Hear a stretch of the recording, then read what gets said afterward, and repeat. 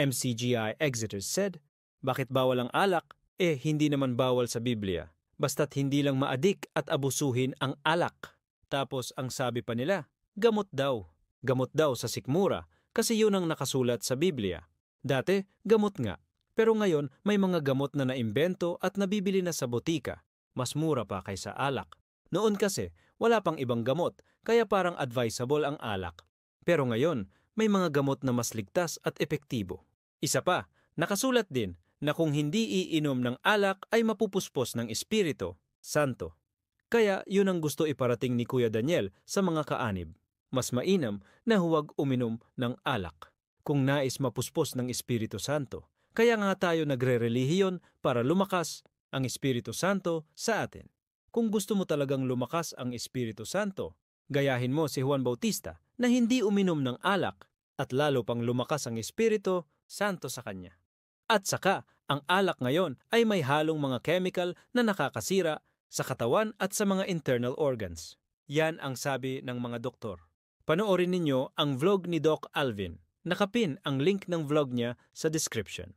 Sa paliwanag niya tungkol sa alak ngayon, may halo na itong mga chemicals na delikado. Doc Alvin said, hindi lang naman po polyphenol ang laman ng alak. Meron din iyang ethanol na nakakasira ng atay, puso at nagpapaliit ng utak. Mayroon din iyang acetaldehyde na maaaring magdulot ng kanser sa bibig, lalamunan at sikmura. Kaya kahit meron mang polyphenol, nawawala ang benepisyo nito dahil sa mga kasama niyang sangkap. Dati, ang safe limit ng alak ay 1 shot glass kada araw. Pero binago na rin po iyon ng WHO. Sabi nila ngayon, wala nang safe limit ang alak. Ibig sabihin, kahit gaano pa kaunti ang iniinom natin, may panganib pa rin. Hindi po ako kontra sa pag-i-enjoy, lalo na sa pag-inom ng alak. Siyempre, nakaka-enjoy yan at nakakabawas ng stress. Pero marami pa pong ibang paraan para mag-enjoy nang hindi sinisira ang ating katawan. Bakit nga ba may mga ipinagbabawal sa iglesia, gaya ng alak? May mga nagpipreach ngayon sa podcast at YouTube, sinasabi nila, hindi naman talaga bawal ang alak, bawal lang kapag inabuso o kapag naging lasinggero ka. Pero teka lang, may nakasulat nga na, kung ano ang ipagbawal ninyo sa lupa, ipagbabawal din sa langit, at kung ano ang kakalagan ninyo sa lupa, kakalagan din sa langit. Ibig sabihin, hindi lang ito basta sulat na babasahin ng bawat isa na parang sarili-sarili lang ang interpretasyon. May literal at aktwal na iglesia na may mga tagapaggabay, preacher, mangangaral, o overall servant para magpatupad at magbantay kung ano ang tama at mali para sa kapakanan ng lahat. Hindi pwedeng lahat ay mangangaral. Hindi pwedeng sarili mo lang ang magpapasya base sa sulat. Dahil kung salita lang at walang nagga-guide, magulo. Kanya-kanyang opinyon, kanya-kanyang standard. At bakit ipinagbawal? Dahil hindi lahat kasing tibay mo. May mga mahihina sa pananampalataya, may natitisod, may nadadala kapag may maling ehemplo. Kaya nga dapat yung mga malalakas hindi magmataas o magmarunong at sabihing, kaya ko naman di maadik. Hindi lang para sa iyo ang batas. Ito'y para sa kabuuan ng katawan, para mapangalagaan, pati yung mga mahihina. Kaya kung ipinagbawal, bawal talaga. Hindi dahil sa sariling kalooban lang, kundi dahil may otoridad ang iglesia at may tagubili ng Diyos para pangalagaan ang kawan. Magandang araw sa lahat ng nakikinig. Ako si Ka-Wisdom at ngayong araw, pag-uusapan natin ang isang madalas na pinagtatalunan. Bawal ba talaga ang alak? At higit pa diyan, bakit may mga bagay na ipinagbabawal sa iglesia? Hindi ba't sapat na huwag lang abusuhin? Bakit parang ang higpit? Ngayon, pag-uusapan natin ito ng maayos at base sa katuwiran at kasulatan, hindi lang opinyon. Marami ang nagpipreach sa YouTube at podcast na hindi daw talaga bawal ang alak. Ang sabi nila, bawal lang kung sosobra, bawal lang kung magiging lasenggero ka. Kaya ko naman daw uminom at hindi maadik. Wala naman daw talagang nakasulat na outright ban sa Biblia. Kaya tanong nila, bakit daw pinagbawal sa ibang mga kapatiran? Dito natin kailangan magsimula. Una, may nakasulat sa Biblia, kung ano ang ipagbawal ninyo sa lupa, ipagbabawal din sa langit. At kung ano ang kakalagan ninyo sa lupa, kakalagan din sa langit. Ibig sabihin, hindi lang ito basta sulat na binabasa at ini-interpret ng bawat isa ayon sa sariling pananaw. May otoridad ang iglesia, may tagapaggabay, may mga mangangaral, may overall servant. May mga inilagay ang Diyos na magbabantay sa kawan. Hindi po pwede lahat ay mangangaral, at hindi rin pwede lahat ay kanya-kanyang diskarte. Kung nakasulat lang at walang guidance, magkakanya-kanya at mauuwi sa gulo. Bakit may mga ipinagbabawal? Dahil hindi lahat ng miyembro ay pare-pareho ang antas ng lakas o katatagan. May mga mahihina sa pananampalataya. May mga madali silang madala kapag nakakita ng maling ehemplo. Halimbawa, kung makikita nila ang mga nakatatanda sa iglesia na umiinom, baka isipin nila na wala namang problema kahit malasing sila. Hindi lahat kayang kontrolin ang sarili. Hindi lahat may disiplina. Kaya may mga bagay na ipinagbabawal hindi lang para sa iyo, kundi para mapangalagaan ang buong katawan ng iglesia. Kung sasabihin mong, kaya ko naman, parang ang sinasabi mo rin na ikaw lang ang mahalaga. Hindi ganoon ang espiritu ng iglesia. Ang bawat isa ay may pananagutan sa isa't isa. Kung may mahina, dapat ingatan. Kung may nadadapa dahil sa ginagawa mo, pananagutan mo rin iyon. Hindi rin ito tungkol sa pagiging marunong o matalino. Madalas kasi, ang mga malalakas pa ang nagiging mapagmataas. Ang tingin nila sa sarili nila, matibay na sila, kaya hindi na nila kailangan sundin ang guidance ng iglesia. Pero, ang totoo, kung matibay ka talaga, mas lalo kang magpapasakop sa otoridad at magbibigay halimbawa ng pagsunod, hindi ka magmamarunong. Kung may ipinagbawal ang leader, may dahilan iyon. Hindi sila nagpapataw ng bawal para pahirapan ka, kundi para protektahan ang mga mahihina at para panatilihin ang kaayusan. Kung totoo kang nagpapasakop, tatanggapin mo iyon ng may pagpapakumbaba. Hindi po ito tungkol sa alak lang. Ito'y tungkol sa prinsipyo ng pagpapasakop at pag-uunawa na ang iglesia ay hindi kanya-kanyang interpretasyon. Kung nakasulat lang at lahat ay sariling basa at sariling interpretasyon, paano magiging iisa ang katawan? Kaya nga may iglesyang literal, may mga namumuno at may mga tagapag-alaga ng kawan. Ang mga salita ng Diyos ay hindi lang basta salita na babasahin mo. Tapos, bahala ka na. Ang salita ay dapat may aplikasyon. At para magka-aplikasyon, may kongregasyon at may pamamahala. Hindi ka sinasakal ng pamamahala. Ginagabayan ka nila para hindi ka masakal ng sarili mong yabang at pagkakamali.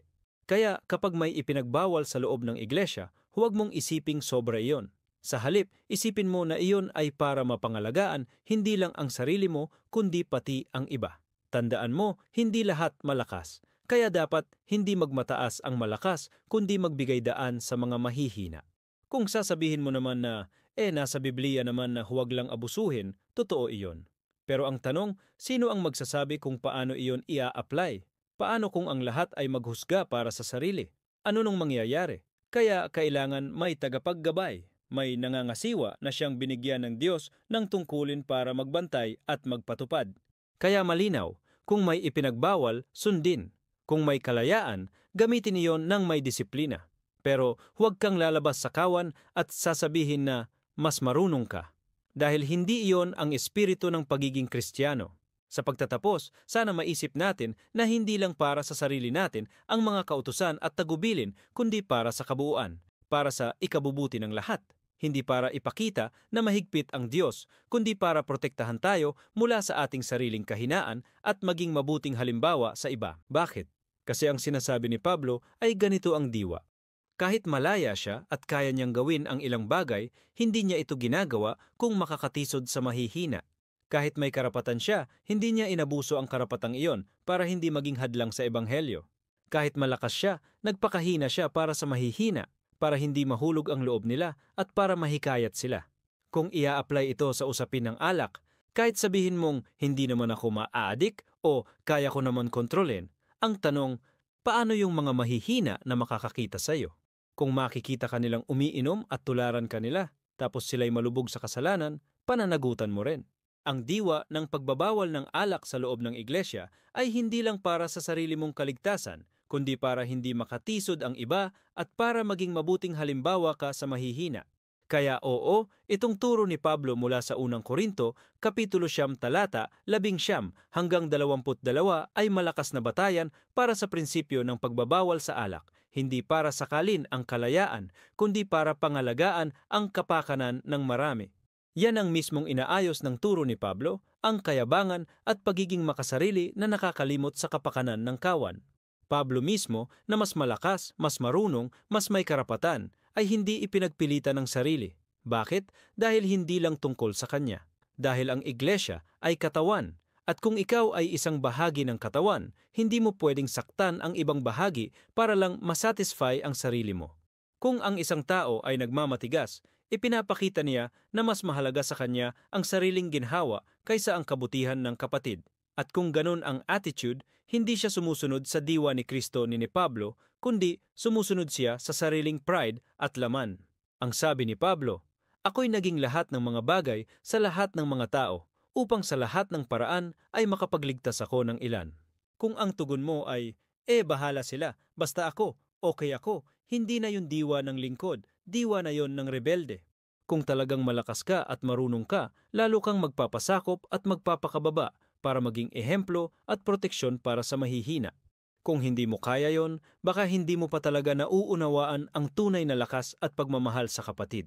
Kaya kung may nagmamatigas, baka kailangan niyang alalahanin na hindi lang siya ang nandito. At baka ang akala niyang lakas ay kahinaan pala na tinatakpan ng kayabangan. Bakit?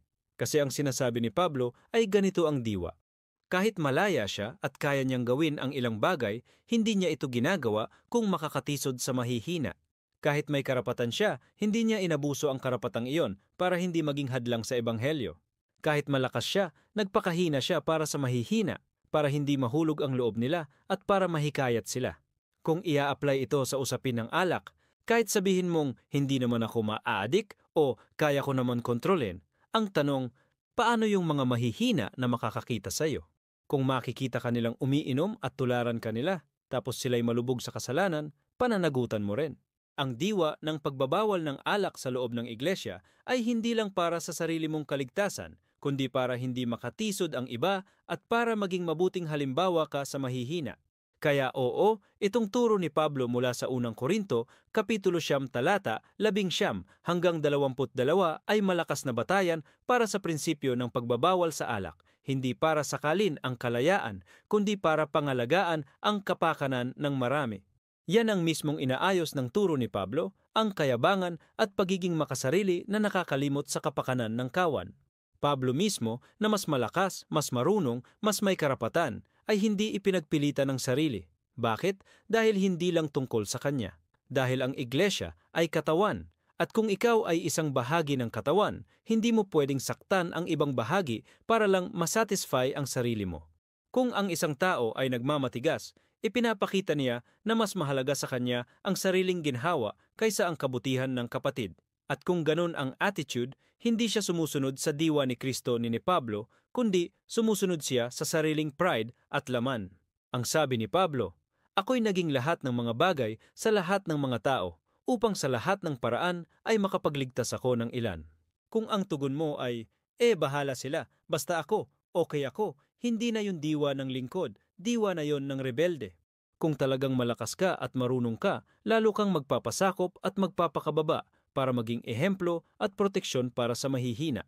Kung hindi mo kaya yon, baka hindi mo pa talaga nauunawaan ang tunay na lakas at pagmamahal sa kapatid. Kaya kung may nagmamatigas, baka kailangan niyang alalahanin na hindi lang siya ang nandito, at baka ang akala niyang lakas ay kahinaan pala na tinatakpan ng kayabangan. Maraming salamat sa pakikinig at sana'y magsilbi itong paalala na kung ano ang ipinagbawal ng mga namamahala, ipinagbawal na rin ng Diyos, hindi para pahirapan tayo, kundi para ilayo tayo sa kapahamakan. Hanggang sa susunod, ka-wisdom dito, nagpapaalala. Ang karunungan ay kayamanan, at ang pagpapasakop ay tanda ng tunay na lakas. Bago ko tuluyang tapusin ito, gusto kong iwan sa inyo ang ilang tanong na sana'y pagnilayan ninyo. Kung sa palagay mo ay kaya mong mag-isa, kaya mong mag-decide para sa sarili mo, kaya mong labanan ang tukso, tanungin mo rin ang sarili mo. Paano naman ang mga kapatid na hindi kasing tibay mo? Paano ang mga nag-umpisa pa lang? Kung magiging ehemplo ka na nagpapakita ng pagsuway o pagmamataas, anong epekto nun sa kanila? Hindi tayo nilikha para mag-isa, kaya nga tayo inilagay sa isang katawan, sa isang iglesia. At bilang katawan, hindi lahat ay ulo, hindi lahat ay kamay, may mga mata, may mga paa, may mga daliri, pero lahat sumusunod sa iisang ulo. Ganoon din dapat tayo. May mga namumuno at may mga sinusunod, hindi para ibaba ang iba, kundi para ingatan ang kabuuan. At kapag tinanggap mo ang ganitong katotohanan, mas madali kang lumago. dahil alam mo na hindi ka lang basta bahagi ng sarili mo, bahagi ka ng isang pamilya, isang iglesia at isang kawan na pinangangalagaan ng Diyos. At ang pagpapasakop sa pamamahala ay hindi kahinaan. Ang totoo, doon mo makikita ang totoong lakas, ang lakas na kontrolin ang sarili at magtiwala sa patnubay na itinakda ng Diyos. Kaya bago ka bumalik sa iyong mga gawain ngayong araw, sana'y maisapuso mo ito. May dahilan ang bawat kautusan, may layunin ang bawat pagbabawal, at hindi ito para lang sa iyo, kundi para sa lahat. Muli, maraming salamat sa inyong lahat na nakinig at naglaan ng oras. Huwag kalimutan na ang tunay na karunungan ay hindi lang nakukuha sa kaalaman, kundi sa pagpapakumbaba at sa pagsunod sa tamang patnubay. Ito si Ka-Wisdom, nagsasabing, manatiling matatag, manatiling mapagpakumbaba, at manatiling nasa piling ng mga gabay na inilagay ng Diyos para sa ating kabutihan. Hanggang sa muli.